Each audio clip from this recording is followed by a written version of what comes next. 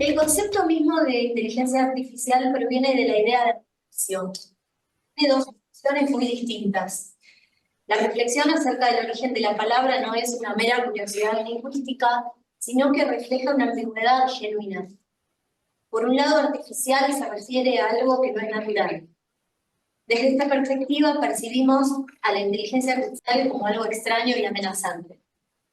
La otra acepción de artificial es que ha sido hecho por el ser humano, y este es el sentido que solemos olvidar.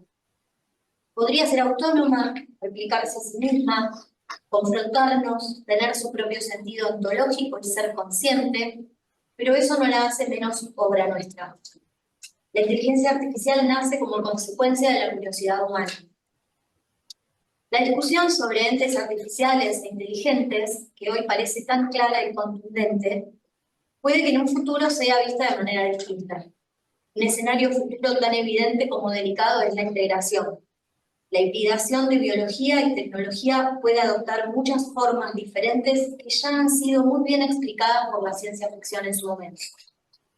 Desde organismos mixtos hasta la posibilidad de transportar nuestra conciencia a un soporte robótico, de forma tal que esa máquina sea uno mismo, en un sustrato diferente, sin las contingencias temporales del cuerpo. Es en este tipo de ejercicios donde nos asomamos al abismo. Y en ese vértigo proyectivo aparecen preguntas que no vienen mal visitar con curiosidad. Intentaremos abordarlas en esta presentación, armada con amigos, colegas, compañeros de ruta, mentores. Son ellos quienes han marcado el rumbo en una mezcla indefectible de causas y azares de este camino de ciencia que converge hoy en esta mesa. Vamos a escuchar a Carlos Castro, al rabino Fischer Schlagen y al padre Rubén Rebelo. Comenzamos entonces. Carlos Castro Campolongo es licenciado en Psicología, máster en Neuropsicología Clínica en el Instituto de Altos Estudios Universitarios de la Universidad Europea Miguel de Cervantes, es doctor en Teología de la Facultad de Teología de Cataluña en Barcelona, es autor de varios artículos científicos publicados por la editorial de la Facultad de Teología en Cataluña y la Facultad de Psicología en la Universidad Argentina Kennedy. Es miembro del Comité de Ética de Investigación en la Universidad Católica Argentina y es responsable del área de neuroética y salud mental en el Instituto de Bioética, función en la que tengo el honor de acompañar. Bueno, muchas gracias. Buenos días. Bueno, vamos a hablar sobre neurociencia e inteligencia artificial. En primer lugar, el tema de la neurociencia y de las neurotecnologías, decimos que nos es útil hoy en día para entender el cerebro, sobre todo para entender más claramente la fisiología y por lo tanto la fisiopatología. Hay determinadas enfermedades que necesitan nuevos abordajes. Por ejemplo, ¿qué hacemos por los pacientes con Alzheimer o que son consecuencias de un ictus o de esquizofrenia o de autismo? O cuando, por ejemplo, tenemos algunos pacientes con depresión y son resistentes a los tratamientos medicamentosos. Nos encontramos con dificultades.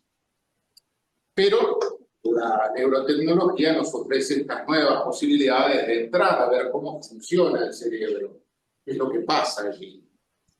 Es decir, tratar, a partir de la fisiología, de ver las enfermedades cerebrales. En principio, cabe destacar que no hay una teoría general todavía acerca del cerebro, que sea reconocida. Entonces, la neurotecnología tiene como dos cuestiones. En primer lugar, el registro de aquello que acontece, que ocurre en el cerebro, y por otro lado, la modificación. Y esto se logra por medios ópticos, magnéticos, eléctricos, acústicos. Y cuando se habla de inteligencia artificial, nos vamos a encontrar con una serie de conceptos que son utilizados análogamente. En primer lugar, inteligencia.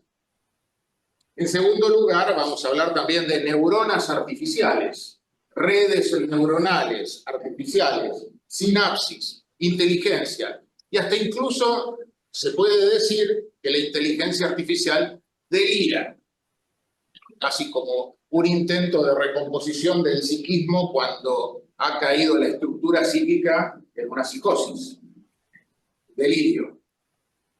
La inteligencia artificial generativa, que la tenemos al alcance de la mano, creo que todos utilizamos inteligencia artificial generativa, ChatGPT, puede reproducir o emular el pensamiento de orden superior y automatizar niveles básicos de escritura, Perplexity, Copilot, o de creación artística. Supongo que alguno habrá visto alguna vez Leonardo, como escribiéndole algo puede hacer un dibujo. Bueno, a veces aparecen dibujos un poco extraños, porque como entra el ruido y lo aleatorio en la construcción de las imágenes, esto se mezcla. Bien, por otro lado, esto nos hace pensar cómo, qué, por qué aprendemos, de qué manera. Y se hace un desafío también para la enseñanza. Por ejemplo, hoy en día, un alumno que está sentado mientras nosotros estamos hablando y dando información y tiene una PC, un ordenador encendido, tiene más información que probablemente el profesor que está hablando. Incluso hasta la puede confrontar. Entonces el tema es tener más información. Conocer es tener más información. O más bien hemos de pensar que lo que hay que formar hoy en día es pensadores críticos. Porque de lo que se trata en definitiva es de ver qué es lo que hago con la información, cómo la ordeno, qué es lo que descarto, cómo subrayo la semántica de esta información que he obtenido. Esto supone ser crítico, tener capacidad crítica. Bueno, la inteligencia artificial es un desafío para esto. Yo puedo tener un martillo y con el martillo puedo construir o con el martillo puedo matar. Es una herramienta. Porque por ahí se puede levantar inmediatamente el otorgarle demasiado valor o el quitarle valor a la inteligencia artificial. Hay que saber que es una herramienta para que nosotros la utilicemos. Esta herramienta puede ser divertida, puede ser creativa, para estimular, por ejemplo, una función psíquica. Nosotros sabemos que cuando se trabaja con déficits neurocognitivos, una de las primeras funciones psíquicas a trabajar es la de la atención. Después podremos trabajar, por ejemplo, la memoria a corto plazo y luego una sinapsis más fortalecida, la memoria a largo plazo. Pero en principio trabajamos con la atención. Bueno, la inteligencia artificial generativa no tiene por qué ser aburrida, puede ser divertida, puede ser creativa y ayudarnos en lo que es. Por lo tanto, ofrece múltiples posibilidades más allá de irnos al DSM-5 y buscar inmediatamente cuáles son las patologías. Estamos acá hablando de ayudar a que la neuroplasticidad de algún modo opere. Por otro lado, también se puede pensar, tomando a Lev Vygotsky, que era un psicólogo marxista, él hablaba de la zona de desarrollo próximo, de la zona de desarrollo próximo, que es la distancia entre lo que un individuo puede hacer por sí solo y lo que puede lograr con la ayuda de los demás. Bueno, ¿por qué no pensar la inteligencia artificial de esta manera, ¿no? Trabajando en una zona de desarrollo próximo, sería como un compañero de ruta. Bien. Vemos los orígenes de la neurociencia, algunos personajes, Dubois-Reymond, que trabaja con estimulación farádica y ayuda a pensar, a comprender científicamente el sistema nervioso, Ramón Cajal, Camilo Golgi, avances en neuroanatomía, Sherrington, que trabaja estudiando también el cerebro, y vemos cómo más adelante, la resonancia magnética funcional y electroencefalograma nos permiten, por estas técnicas de imagen, captar qué es lo que está ocurriendo en el cerebro y poder, por medio de la inteligencia artificial y los algoritmos, ir descubriendo cómo decodificar esto que está pasando en el cerebro. Bueno, acá empieza una intercomunicación que nos va a permitir luego hacer una bidireccionalidad. Es decir, no solamente captar, sino también actuar. Cómo se producen los procesos mentales va a trabajar la neurociencia cognitiva, combinando psicología, neurobiología, ciencias computacionales. Bueno, acá vemos que en el 2013 empiezan unas iniciativas globales para la investigación del cerebro y se dan, bueno, grandes avances. En Estados Unidos tenemos la iniciativa BRAIN y en Europa tenemos el proyecto Cerebro Humano. Pero también se suman otros países, China, Japón, Australia, Canadá, Corea del Sur, que invierten mucho dinero para tratar de descubrir qué es lo que acontece en el cerebro, ¿no? Parece mentira, pero en este siglo todavía no sabemos totalmente qué es lo que pasa en nuestro cerebro, cómo procesa la información. Estamos avanzando, ¿no? Bien, pasamos a la diapositiva. El contexto en el cual nos encontramos es el de la cuarta revolución industrial. Pasamos por la de vapor, pasamos por la de la electricidad, pasamos por la de la computación y ahora estamos en la cuarta revolución industrial, que es llamada Industria 4.0, que empieza en 2014, un año después de estas iniciativas que recién veíamos, y que Klaus Schwab le da una formalidad, si se quiere, la conceptualiza en el libro que se llama justamente así, La Cuarta Revolución Industrial. Aquí es donde aparecen una serie de tecnologías emergentes, inteligencia artificial, robótica, etcétera, que se van a sumar. Schwab es el fundador del Foro Económico Mundial, ¿no? Yo me detengo simplemente acá en el tema de computación cuántica. ¿Tienen idea de lo que es computación cuántica? A ver, bueno, algunos sí. La computación cuántica, mientras la computación normal trabaja con bits, la computación cuántica trabaja con qubits, ¿no? Entonces, lo que hace es, mientras en la computación tradicional, la computadora a gran velocidad puede resolver problemas, la computación cuántica puede recorrer varios caminos y dar múltiples formas de resolver múltiples problemas. Entonces, ya no estamos en la misma línea de la resolución de problema por problema, sino de un abordaje mucho más general. Bien, con la posibilidad de la microscopia electrónica de alta resolución, en 2023 se logró el primer atlas molecular de los tipos de células del cerebro humano. Pero lo que se está buscando, porque todavía aquí estamos en una cuestión que es célula por célula, o en todo caso hablando de áreas cerebrales, o de espacios propiamente cerebrales. Pero lo que se está buscando es el cableado completo del cerebro humano, lo que se llama el conectoma. Es decir, cuando nosotros a través de una resonancia magnética funcional vemos que una zona del cerebro se activa, en realidad lo que tiene es más sangre en esta zona. Se está activando esta zona y la podemos detectar porque hay más sangre, pero propiamente allí solo se da el estímulo. Nosotros sabemos que a menos 70 voltios, milivoltios, se encuentra dentro de la célula, la neurona, en equilibrio. Pero cuando viene un estímulo externo o un estímulo interior y traspasa un determinado umbral, se provoca el impulso nervioso. Bien, este impulso nervioso, ¿hasta dónde llega? ¿Cuáles son las regiones que se activan?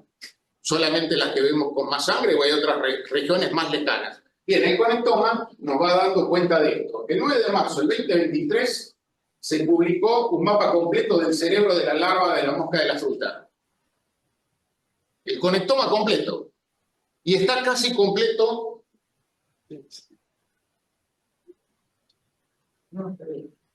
Gracias. Y casi completo el del ratón. O sea, el conectoma a un ratón. Esto se está entonces avanzando a pasos agigantados. Bueno, de lo que se espera es poder construir el conectoma del cerebro humano. Bien, ¿para qué va a ayudar esto? Para facilitar el estudio de enfermedades y el desarrollo de terapias personalizadas, la identificación de biomarcadores. O sea, los psicomarcadores son pocos. Algunos dicen no hay todavía psicomarcadores. Y realizar inferencias sobre cómo evolucionan los cerebros.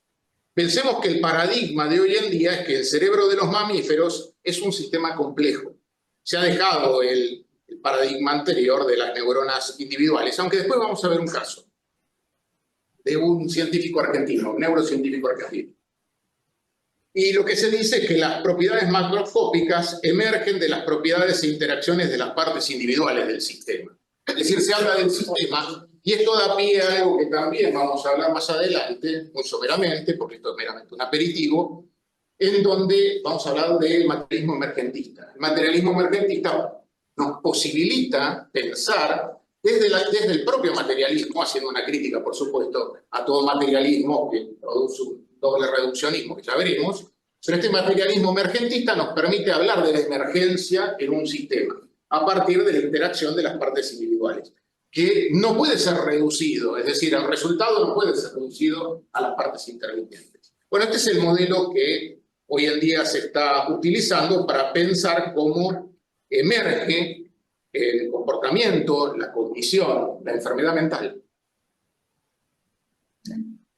Y también nos permite comprender la plasticidad neuronal, la relación con el aprendizaje y con la rehabilitación.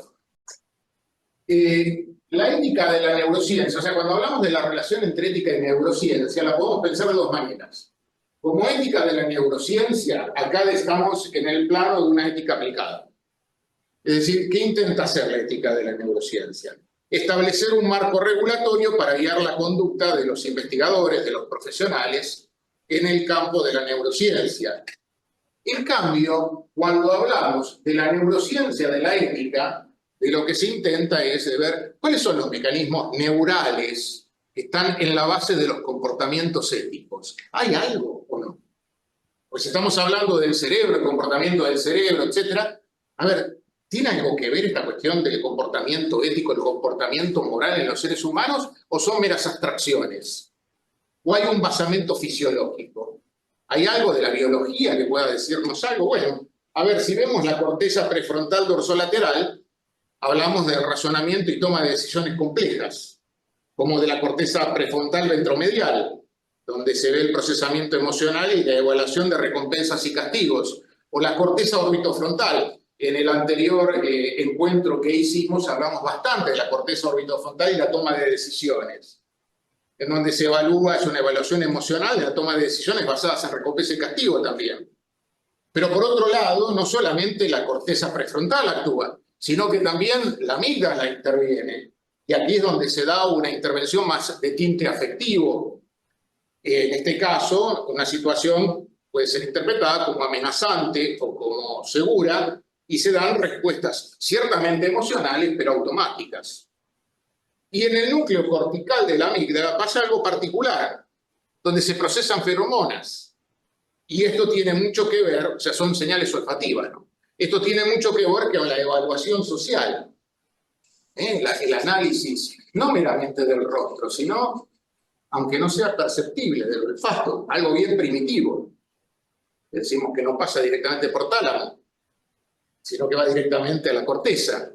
Entonces es el único de los sentidos, es mucho más rápido.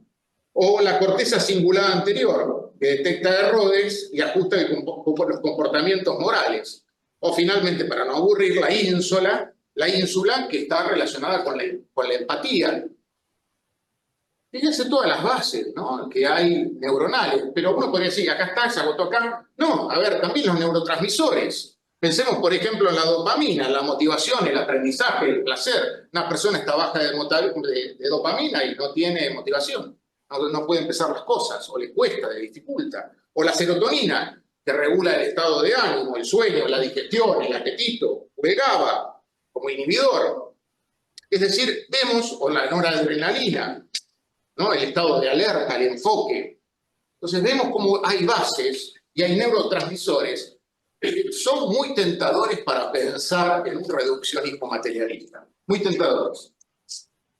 No digo que haya que detenerse ahí, pero son muy tentadores.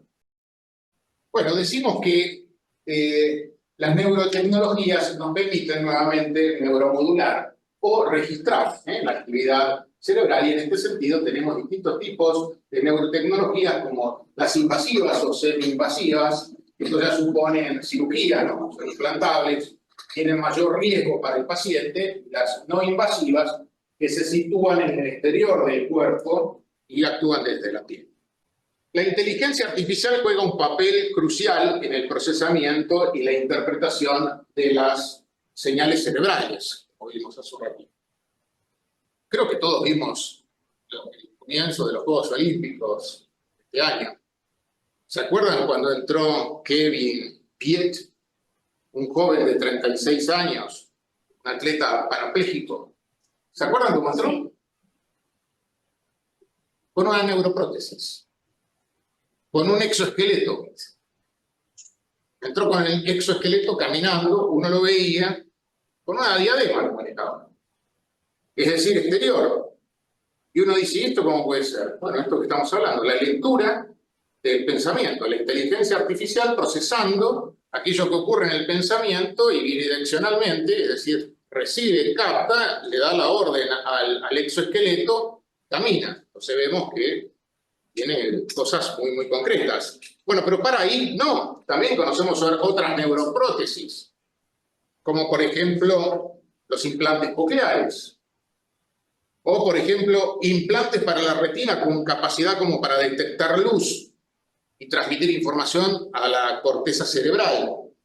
Algunos modelos generativos de inteligencia artificial, como los modelos de difusión latente, pueden reconstruir fotografías o caras de otras personas a partir también de las señales de la actividad cerebral. El Deep Learning, que utiliza redes neuronales, sistemas de reconocimiento de voz y procesamiento de lenguaje natural, por medio de decodificadores no invasivos, nos permiten reconstruir el lenguaje continuo a partir de representaciones semánticas. Él no le ha dictado alguna vez, ¿no?, al móvil, al celular, y le dice que busque tal o cual cosa, en fin. Bueno, supone un reconocimiento de voz. La ingeniería neuronal de comunicación bidireccional, acá Berger, bueno, este año la neuroprótesis del hipocampo, totalmente artificial, súper interesante el tema, este año, en 2024, fue mejorada. Y acá la IA es fundamental para el procesamiento de señales neuronales capturadas por la neuroprótesis. La neuroprótesis del hipocampo, bien sabemos que, por ejemplo, puede ayudar en una epilepsia, porque la epilepsia afecta la memoria a corto plazo, o el Alzheimer, o ictus. Entonces, es sumamente útil para aquellas personas que tienen esta dificultad. La estimulación cerebral profunda, bueno, ya estamos hablando entonces de un mecanismo que estimula al cerebro, que puede ser utilizado para la depresión resistente, el Parkinson, el dolor crónico. Algo hablamos acerca de esto, en donde se implanta, por ejemplo, en el caso del Parkinson, en el tálamo, en el globo pálido o en el núcleo subtalámico, estos electrodos, y a partir de estos electrodos se puede trabajar para que los movimientos extrapiramidales cesen. Que cambia la vida, ¿no?, al paciente. La optogenética, ¿se quieren hablar de esto alguna vez? Sí, ¿no? Bueno, la optogenética es muy interesante porque a las neuronas se les coloca unas proteínas, opsinas se llaman, que son que reaccionan a la luz, y por medio de la luz también se hacen estimulaciones cerebrales. Se puede estimular. Por ejemplo, hay el caso de un ratón, yo hablaba antes, que en una experiencia al ratón lo que hicieron fue estimularle la corteza visual primaria y le generaron como alucinaciones. Que viese, le gustaba mucho tomar un juguito, la pajita para poder tomar el jugo, y el ratón hacía en el aire como si estuviese tomando. Imaginémonos las consecuencias que esto puede tener si, por ejemplo, yo tomo un sujeto, le implanto una memoria o le doy una percepción de una realidad no existente, es decir, lo hago que tenga una visión de algo que no existe propiamente, una alucinación, y lo hago como que alucine que el padre mató a alguien. Y luego esta persona la llevo a juicio. Padre, usted va preso, porque le pone el detector de mentiras y no miente, va a decir. Porque la persona cree realmente haber visto esto. Se lo genera. Bueno, con el ultrasonido también se modula. Por ejemplo, Sony presentó una patente de ingeniería inversa, una técnica no invasiva de ultrasonido, es decir, se utiliza ultrasonido para también generar este tipo de acciones. En 2013 arrancaron los cerebroides. ¿Tienen idea de lo que son los cerebroides? En un preparado proteico con células de... Acá después Graciela puede explicar cómo es el proceso. Con células epiteliales se las hace pluripotenciales y se les permite que hagan neuronas, produzcan neuronas de distintas partes del cerebro. porque las neuronas del cerebro, como vimos antes en el mapa aquel que se generaba, son diferentes. Entonces, lo que hace, se las conecta entre sí y se las conecta con la computadora. Y entonces, por ejemplo, puede jugar al juego del Pong. Y le ganó al campeón mundial. Es decir, es un juego más complejo que el ajedrez, ¿no? Bueno, o sea, se han logrado realizar cosas que son más rápidas y eficientes, potentes, que la computación de silicio. Y por otro lado, para permitir el diagnóstico, el tratamiento. Esto simplemente leo el título. Problemas que presenta al tema de la privacidad mental, el tema de los neurodatos. Es decir, yo puedo registrar lo que alguien está pensando, la privacidad mental está puesta en riesgo. Por eso la cita esta, que dice: la neurociencia muestra que lo que pensábamos que esta era una zona de privacidad puede ser violada.